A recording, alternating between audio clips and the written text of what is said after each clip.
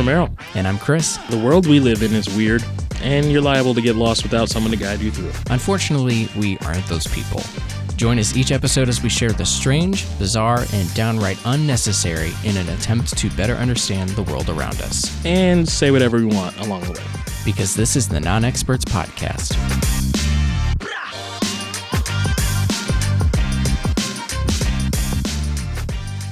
So, just ignore this. My pocket, like my leg, right where my pocket is itching. Welcome to another bonus episode. That's basically all there's to say about that. If you watch the last one I mentioned, there are two segments that we like to go over in these bonuses.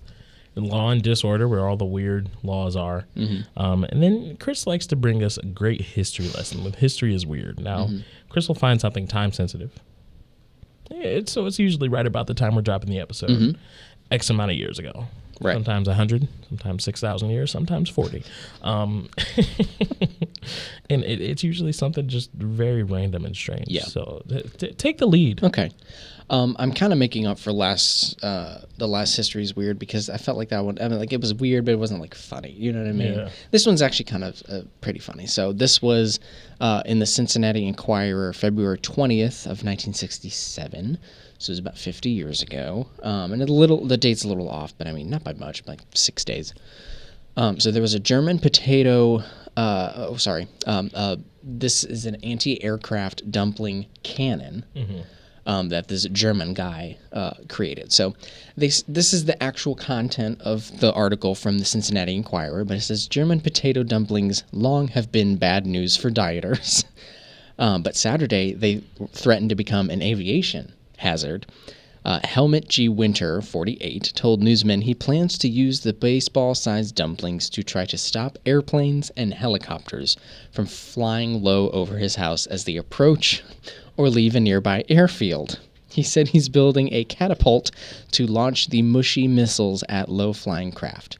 Mr. Winter said that the cold dumplings will be fired by a crossbow device through a long pipe mounted on wheels in his radish garden. What's funny about it is that he's not like, well, I will. He's just like, this will happen. I'm doing this. They will be launching on this day.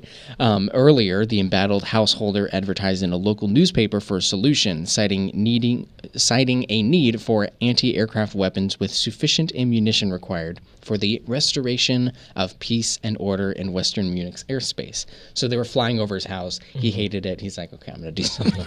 I have to fix this. Right. What's really funny is it says, Mr. Winter said offers poured in from sympathetic Germans. They offered machine guns, a complete flat gun with 9,000 rounds of ammunition, and even a World War II 88mm gun with an experienced crew of former sergeants. And then here's just some more supplemental material. It says, in 1 week, he launched 120 dumplings. He never managed to score a direct hit, but eventually both the West German Luftwaffe and American pilots conceded defeat, and they agreed to a fight. It's okay. You got it. I'm trying to say fight path that avoided his house, so they changed. Reportedly, he gave the Americans a model of his dumpling cannon as a gesture of thanks and described it as a souvenir and a warning. It's the way you said warning for me. A warning. Here's a souvenir and a warning. Don't fly over my house. He says, I bet this model has now been... This model has probably been lost or thrown away, but it should be in a museum instead, is what he says.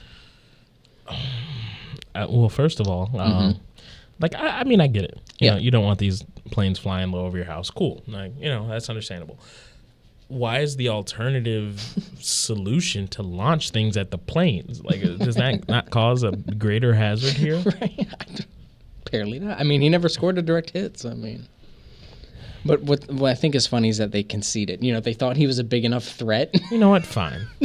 Fine. Because when he does hit, one of us comes crashing down in the middle of a field. I think crashing down is a little... It's potato. It's just going to go... You know what I mean? They'll be flying and the... Jets don't have windshield wipers. There's nothing to clean it off. So, it's not even worth the risk. The co-pilot's like hanging out the window, wiping the windshield off. And it's not like it's one of those old, like, open roof planes where, you know what I'm saying? Yeah. Like, so, I get it. Like, chances are it's not going to be that catastrophic, but if he hits on any of the the hub of where we see. Well, although I think the laws in Germany are a little bit different, because to me, I feel like what would happen if he hits one, and the pilot's like, "Well, this car hit me with the police would be like, "Well, you should have been flying over his house." Yeah. You know what I mean? Yeah. They'd be like, "Well, just you did it to yourself. Here, You played yourself." Killed the guy.